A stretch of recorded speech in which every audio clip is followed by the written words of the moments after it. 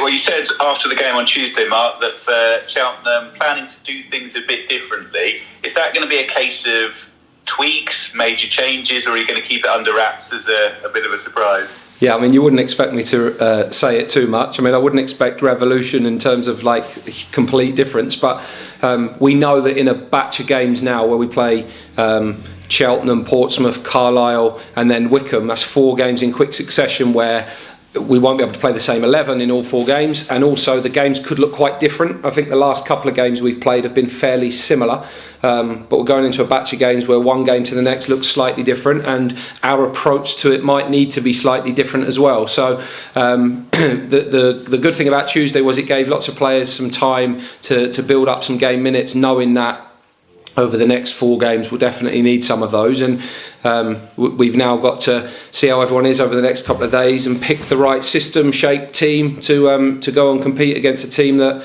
are in a funny position in the fact that new manager and had 11 or 12 days to prepare for the game and him to get his way, what with the international break, so it makes it a little bit of an unknown in terms of what they're going to do, but that makes us really focus on us, which is a positive, I think.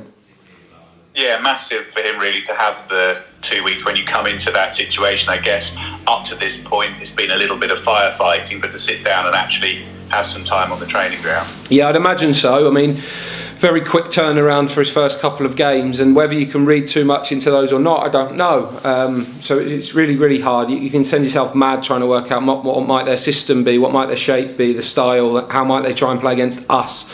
Have they used the 11 days to concentrate on themselves, or with an eye towards our level and our performance? So all sorts of possibilities there that we need to be mindful of. But yeah, need to be ready for whatever comes. And given that they have been low scoring, it's the stat everyone's been talking about. Clearly the first goal will be important, although having said that, perhaps we felt that would be the case against Shrewsbury, and then it all changed at the last. Yeah, I mean, look, first goals are quite often important in most leagues, and in this league and in our games they have been, and it could well be that that's the case, but at the same time, you can't take, if you score the first goal, for granted that that's job done, and that if you concede it, that's game over. So yeah, we've got to play 95 minutes or 100 minutes or whatever the game length will be, and we've got to be good enough for all of it and try and take the result from the game. It's an important game for us. Is Kaiko all right to come straight back in after his international duty, or do you have to be a bit careful with him as he's had a busy weekend? Well, he's had a busy weekend, but luckily it wasn't too far away. He was in Morocco. He flew back last night, so he got back Wednesday evening into London.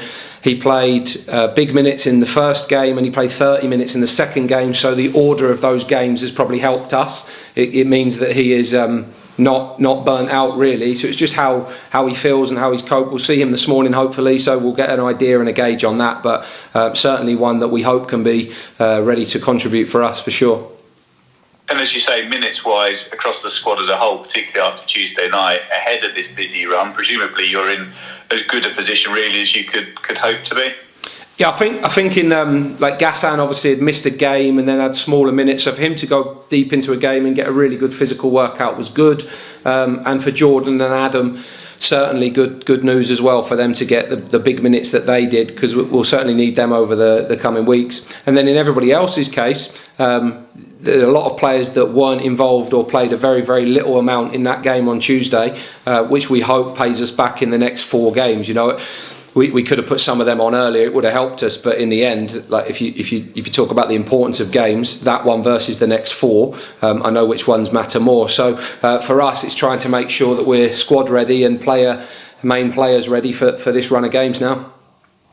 And just an interesting stat or fact to look at with Gary Rowett leaving Millwall. I think you're up to number 5 of the 72 managers in the Football League in terms of longest serving. I don't know what that really tells us about modern day football. Something about the lack of patience, I suppose. Yeah, probably. And it seems a very strange industry, because in almost celebrating that, you're celebrating someone losing their job, which is a funny situation. But I think the only thing it shows is the longevity of what we're doing, that stability does count and does matter. Yeah, we need to win a few games so I can hang on for a little bit longer. Well, this is the funny thing, isn't it?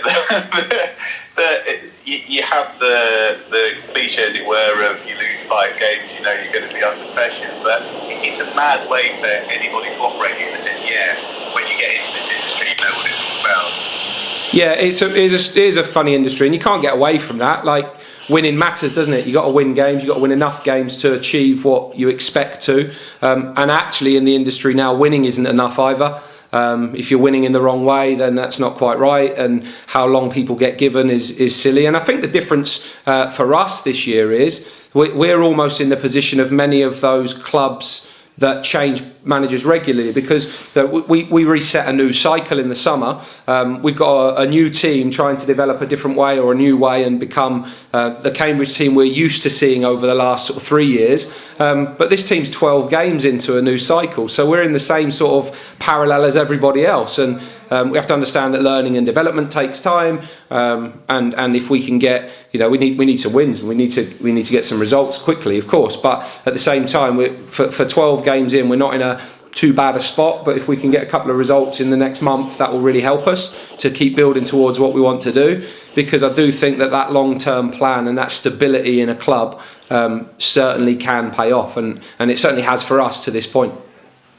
Have you had that level of freshness, I guess most importantly perhaps day by day out on the training ground with a different group of players? You've had Kevin come in as well. Has it just changed things in a different dynamic? Yeah, of course it has. Yeah, and creates a bit of a different way of doing things, and a slightly different way of preparing and playing. And I think that's just one thing you try to do as a coach every year when you've got a group of players, is almost refresh yourself and make things slightly different, just so that it doesn't become too predictable and too mundane and routine.